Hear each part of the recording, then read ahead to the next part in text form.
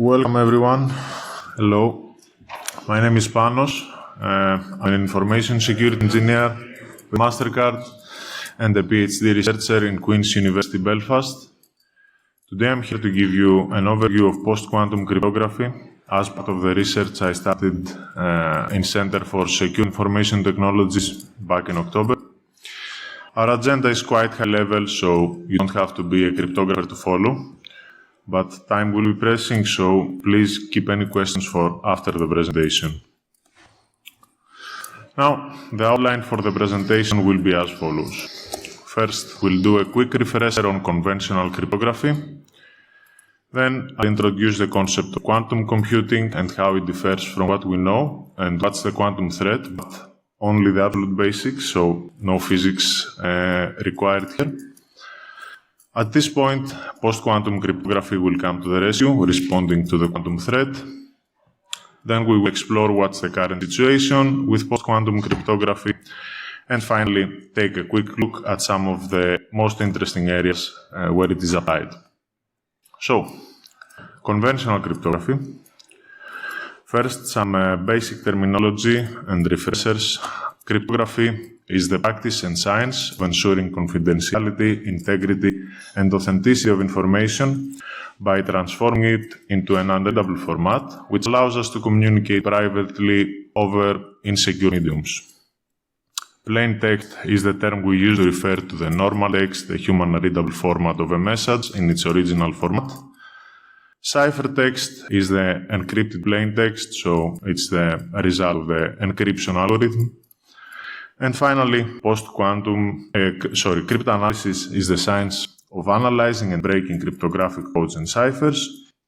And finally, post-quantum or quantum-resistant cryptography, to which I will be referring to as PQC from now on, refers to cryptographic methods and algorithms designed to remain secure even against potential attacks by quantum computers, while still functioning efficiently with classic computing. Now, to visualize this, we can imagine that we have two parties, Alice and Bob, that want to communicate over an insecure channel. So Alice will have her original message in plain text form, and she will use encryption to transform it into something unreadable, ciphertext. She will send that message across, and Bob, upon receiving it, can't do much because it's encrypted. So, with the use of the decryption process and the secret key, he can decrypt the ciphertext back into its original readable format and read the message. At the same time, if we assume a third party who's eavesdropping on that communication, we will call that third party Eve. They cannot do much with the ciphertext other than analyze it, trying to break it and bring it back into the original plain text form without any further knowledge. And this is what we defined as cryptanalysis.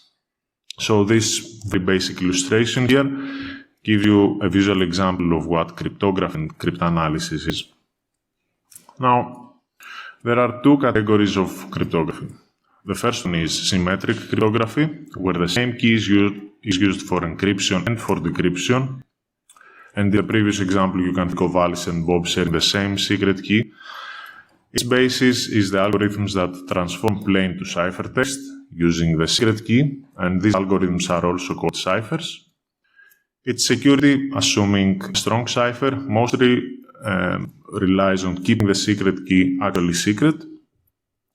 The main cryptanalytic attacks in this type of cryptography are brute force attacks, where a combination of each key is tried until the right key is found, and cryptanalytic attacks aimed directly at the underlying cipher, something that would break the whole cryptographic family. The second category of cryptography is asymmetric cryptography, and here we have pairs of keys, public and private. So Alice has her own set of keys, Bob has his own set of keys, and they use that for encryption and decryption. Its underlying mechanism is the mathematical problems that they are based on, with the most common being large number factorization and discrete logarithm problem. And the security of this type of cryptography relies on the computational difficulty of performing certain mathematical functions. Main cryptanalytic attacks in this category are mathematical attacks and quantum attacks. Now, we will introduce quantum computing into the mix and its most basic principles.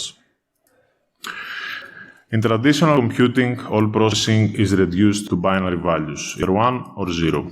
This basic unit of information is called bit, and value of a bit can only be 1 or 0 at any given time, because it represents the existence or not of an electric current or voltage.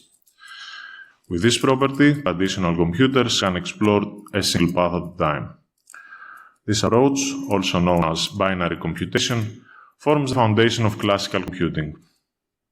Quantum computing, on the other hand, is fundamentally different and reliant on the peculiar laws of quantum physics. Here, the fundamental unit of information is called qubit, quantum bit, and unlike a classical bit, can exist in multiple states simultaneously. This property is a unique quantum state known as superposition, meaning a qubit can be both 0 and 1 at the same time. And how can that be? You can think of a spinning coin. Is it head or tails? It's actually both until you stop to see what it is. Additionally, qubits exhibit entanglement, a phenomenon where the state of one qubit is directly linked to the state of another, even if they are physically separated. You can think of it as an information telepathy, and even though this term is not very serious, it kind of describes how one qubit might telepathically affect the state of another or a group of other entangled qubits. These properties allow quantum computers to process complex problems in a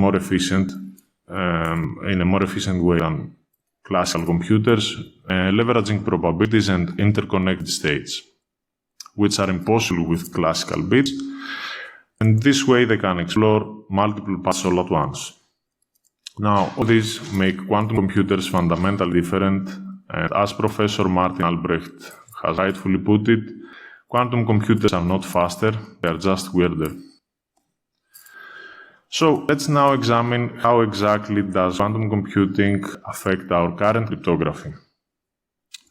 First, we have source algorithm, created in 1994 by mathematician Peter Shor, which demonstrates the potential of quantum computers to solve mathematical problems such as large number factorization and the discrete logarithm exponentially faster than classical algorithms running on classical computers.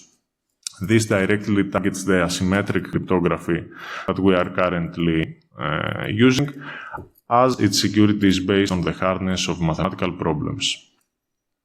Then we have Grover's algorithm, developed 2 years later in 1996, which is designed to search an unsorted database or solve unstructured search problems on quantum machines with a quadratic speedup compared to classical algorithms.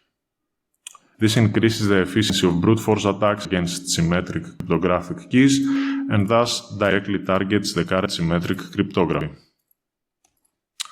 That's all great and a bit scary, so what can we do about it? Well, regarding symmetric cryptography, the efficiency and speedup that Grover's algorithm offer mean that it essentially halves the security level of symmetric cryptography. That means that as a temporary measure, we can just double the key length to maintain the same security level. But as you can imagine, this is just a temporary measure because it takes a toll on the performance of our existing systems. It requires more memory, increasing latency and energy consumption. In asymmetric cryptography, on the other hand, things are not as simple because source algorithm attacks the underlying mathematical problems, which does not allow us a quick fix like with symmetric cryptography. So this is where post-quantum cryptography comes into play. Remember from the initial slide, this is a kind of cryptography that relies on different hard mathematical problems that makes it secure today, but also in the future with quantum computers available. So we saw that quantum computing works on a different way than traditional by attacking the underlying mathematical problems. So the solution would be to focus on different mathematical problems that are hard to solve from both classic and quantum computers. Based on those underlying problems that constitute the hardness basis for the cryptographic algorithms, we categorize post-quantum cryptography into different families, with each having its trade-offs.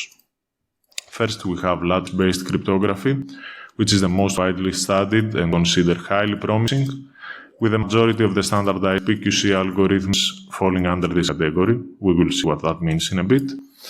Then we have code-based cryptography, which is well-established and has some historic background, so it's well-researched, with proven security, but has a greater toll on existing systems because it often requires larger key sizes.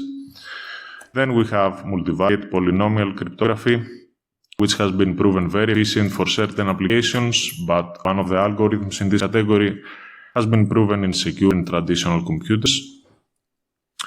Then hash-based cryptography, which relies on the security of cryptographic hash functions. They are simple, robust, but can be slower for large-scale use. And lastly, isogen-based cryptography, which is characterized by compact key sizes with a downside of computational intensity. Similarly to multivariate, the algorithm that was under consideration in this family has proven to be insecure. Now, all these categories are based on different mathematical problems, and since we don't have a quantum computer to actually test how secure these algorithms are, we are using mathematical proofs of security and advanced computational models to test that. Okay, it's great that we have that in place, and now we will explore how PQC is standardized.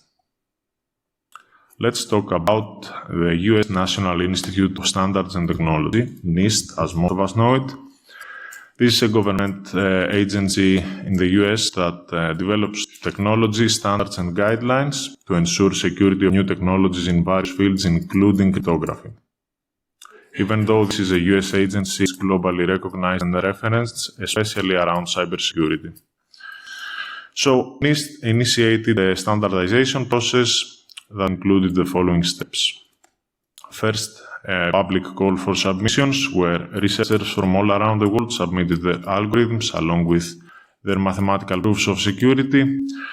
Then, the evaluation period of the submitted algorithms began, with the global cryptographic community as well as experts from NIST and members of the public having the chance to submit feedback based on the algorithms they had submitted. And lastly, the most promising candidates were either forwarded to the next round or selected for standardization. But what exactly do we mean by standardization? You can think of it as the official recipe to follow if you are trying to implement a vetted, secure, and efficient algorithm and want it to work as it was advertised. So this whole process started back in 2017, and we're currently in round 4, with 2 algorithms being actively evaluated. Let's take a closer look on the algorithms themselves. In this table, I've summarized them. The algorithms that have been standardized are selected for standardization or are under evaluation. As you can see, 3 out of the 4 candidates at the end of round 3 belong in the family of lattice-based cryptography, which led NIST to decide to go for a 4th round, focusing on other families in case advancements in cryptanalysis render lattice-based cryptography insecure. So, the 4th round is focused on non-lattice-based algorithms, with the vast majority being in the family of code-based cryptography that, as we said earlier, has been studied extensively in the past. Now, the current status is that we have 3 standards, including 2 lattice-based and 1 hash-based. There are also 2 more algorithms that have been selected for standardization, the second of which was announced just a couple of months ago. And finally, 2 algorithms are currently being tested and evaluated. I want to make a special mention for the last in the list. This algorithm site was proven to be insecure, but NIST decided to include it in the 4th round for academic visibility because it had gained significant traction when it was being evaluated. Now, the algorithms that didn't make it into that table doesn't mean that they are insecure, but they might have not been the best option among all candidates. And one such example is Rodochem, that was not selected for the NIST standardization process, but the German Federal Office for Information Security as well as the International Organization for Standardization have considered it for standardization. Now, we have already some post-quantum algorithms standardized, but now we need to implement them for our systems and start the migration process. For this reason, governments and agencies around the world have started drafting and publishing plans to migrate to PQC. In the USA, apart from NIST, which is leading the standardization process, federal agencies are required to implement PQC by 2030, a similar timeline with that of the Australian government. In Europe, ENISA, the European Union for Cybersecurity Agency, as well as the European Commission, are leading efforts to ensure synchronized transition across all member states with guidelines and strategic campaigns, with some states having already started pilot migrations. 2 months ago, UK's NCSC published a roadmap requiring full migration to PQC by 2035 for critical sectors, and they have already detailed guidelines and awareness campaigns. In Asia, Japan and South Korea are leading the way with similar steps and guidelines and roadmaps focusing on critical sectors. South Korea is a very interesting example because they don't only have timelines in place, but they have a specialized research group doing a more focused standardization process than NIST, based on the industry and unique national strategies and policies of South Korea. So that's a lot of text, and I'm sure I could find more to add, but the main message that I want to pass with this is that this is a serious concern, and the fact that we have policymakers and governments around the world drafting guidelines to implementation is very, very useful, because in the end the global policy landscape will be motivating even the more reluctant organizations, so it's very important to have that support in place.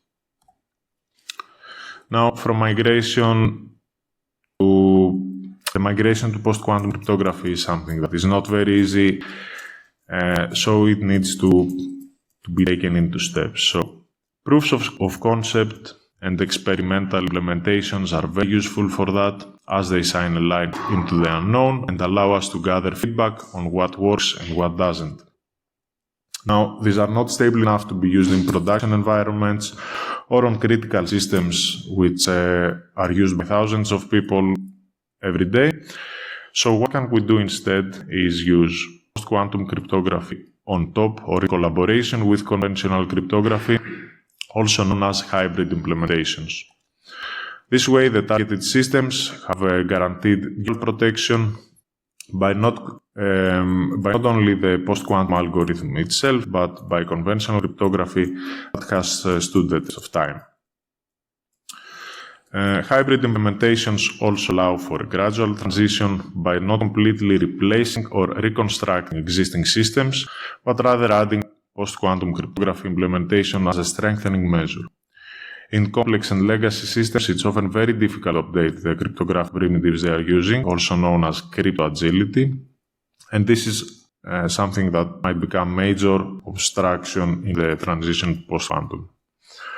Hybrid implementations allow organizations to become quantum secure faster without having to shut down critical functions.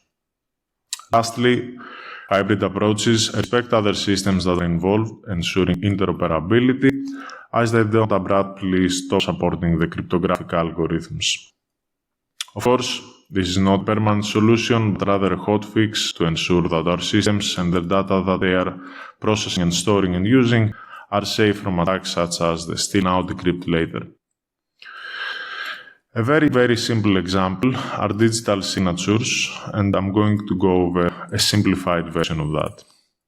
So, in a hybrid approach, you would use a standard digital signature in combination with a post-quantum one, and to verify the authenticity of a document, you had to verify both of those. Now, as you can understand, this adds extra steps to the process of signing and verification, as well as the size of the signed document itself. So it's neither ideal nor a permanent solution. So, we covered the quantum threat, how PQC comes to the rescue, how it's being standardized, and some basic items on the migration. Now, we will explore some emerging technologies where PQC is needed. This section is particularly interesting to me as it bridges academia and industry, demonstrating how large-scale experiments and pilot systems pave the way for innovative products and services. The first example I want to go through is a project that's being worked on amongst other places here in Dublin by a team in UCD, and it's about 6G and particularly confidential 6G.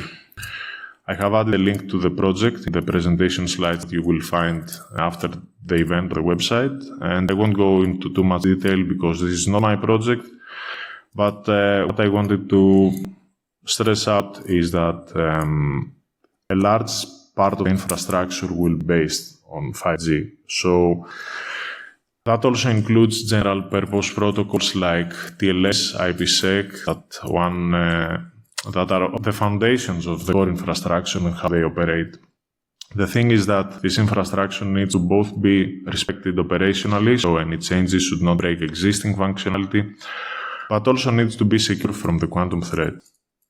The challenge is that by the time this research had started, the designs were laid, PQC standardization was still in its infancy. So the research team decided to follow a layered security approach, including both conventional and post-quantum cryptography to secure the infrastructure in a hybrid approach until official updates to the general purpose protocols are issued by the relevant bodies.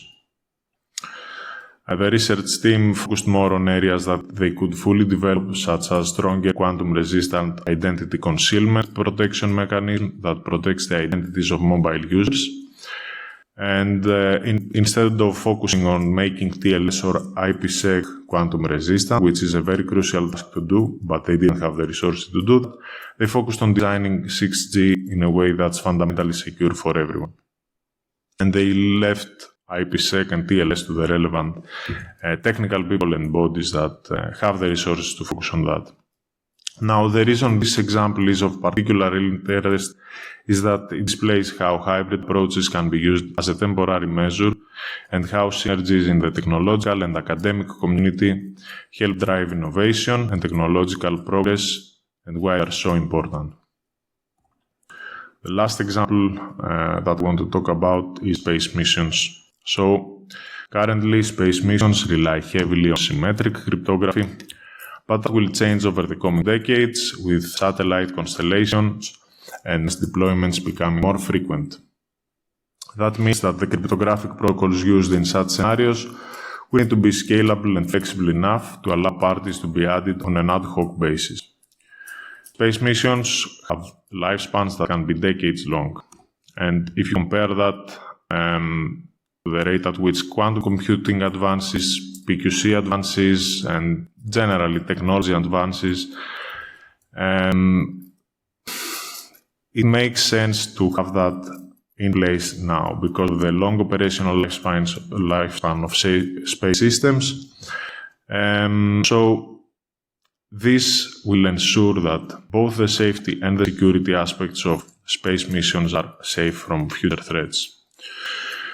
The airspace segments of satellite communications allows not only operational controls to be sent to the satellite, but very sensitive mission-specific data as well. And that may be stuff from military to everyday use like navigation. So PQC needs to start being implemented for space missions now. That's great and hopefully interesting. Let's see what you need to keep after this presentation. I hope that at this point you have a basic high-level understanding of what all this is about and how PQC is cryptography based on different mathematical problems. With that in place, keep an eye out for latest advancements in all relevant areas, quantum computing, PQC. Stay curious and up to date. Read the guidelines from the relevant agencies.